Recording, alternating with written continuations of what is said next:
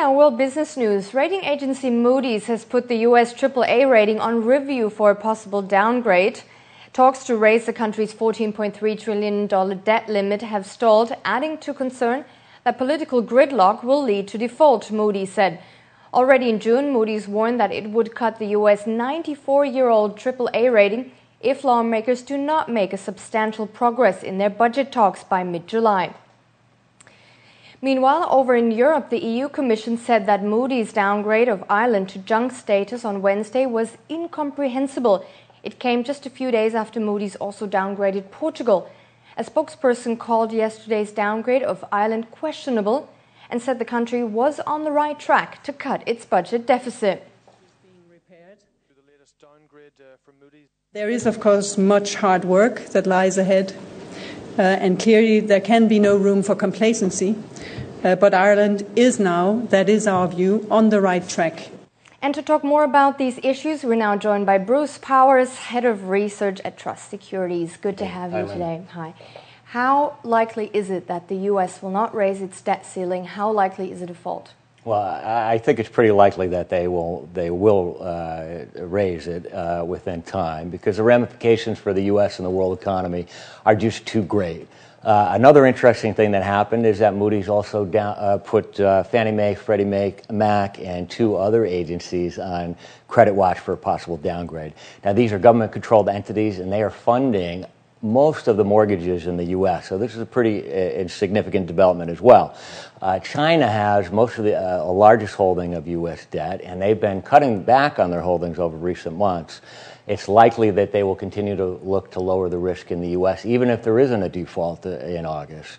Also, interestingly, right after Moody's announcement, the credit rating agency in China, Degong, I believe it's called, also put the U.S. on credit watch for possible downgrade, saying that their ability to pay will deteriorate over time.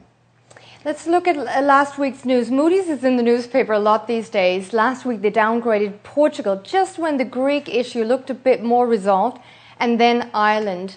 Do you think these two downgrades of Portugal and Ireland are justified? Well, I think they are justified. We have to believe that Moody's knows something about what they're doing.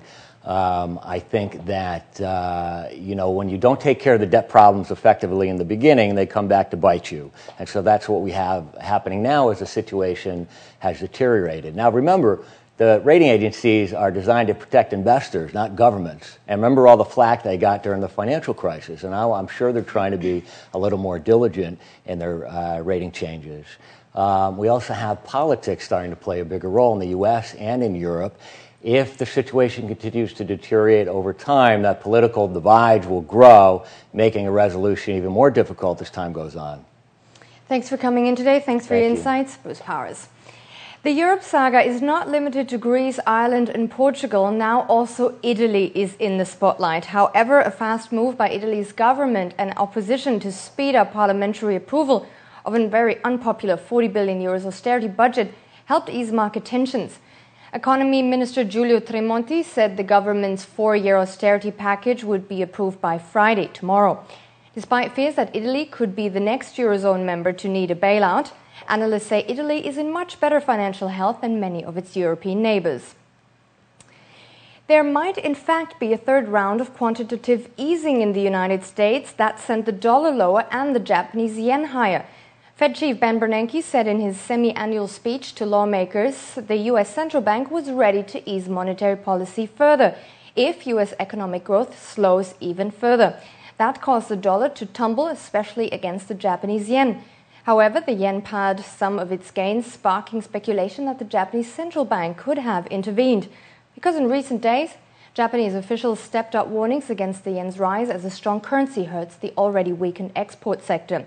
A finance ministry official refused to comment. Before we go, here's a quick overview of the Asian equity indices as well as the oil and currency markets.